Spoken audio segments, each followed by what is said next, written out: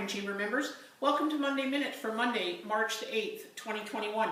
I have several small items for you today, and I'll just highlight them and I'll allow you to read the attachments in the email itself. First of all, there of course has been lots of discussion about mandatory vaccination policies in the workplace.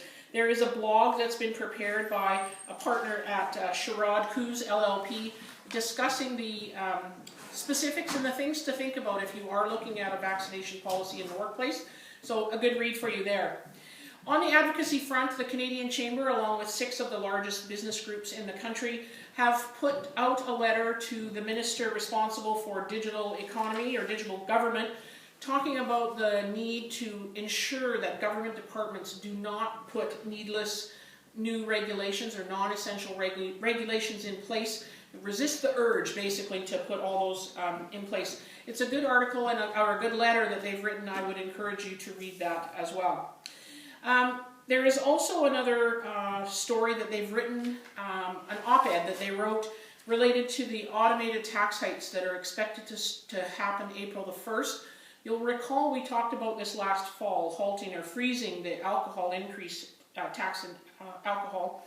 In 2017, the government, when they put their budget forward, put a one-time 2% increase on the excise tax on spirits, wine, beer, and spirits, and also put in a measure that would automatically increase on April the 1st every year those taxes for those items. I just want to highlight something for you they've written in the article. According to industry associations, 47% of the price you pay for beer is tax. 65% of the price of wine is tax, and upwards of 80% of the cost, the retail cost of spirits, are taxes. And so that automatic escalator that's expected to go up April the 1st, they're calling for the government to freeze it and not raise it and charge those businesses that are in those hard-hit sectors in restaurants and bars charge them more for products. So we'll see how that comes out. And the other thing I want to report on today is over half of Canadian businesses don't know how long they'll be able to continue. The Canadian Chamber mentions how grim numbers from the most recent Canadian Business Conditions Survey shares some pretty dark light on where things are at for many businesses across the country. A whopping 51% of businesses reporting in that survey don't know how long they can continue to operate at their current level of revenue and expenditures. And there's some startling statistics in there as well, like 38.4% of businesses expect they'll operate only 12 months or longer at the current levels.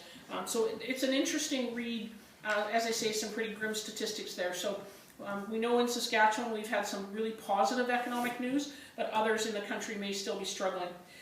So I share that with you today. I hope you have a chance to read and review those articles and stories, and we'll see you again next Monday, and I wish you a great week in business.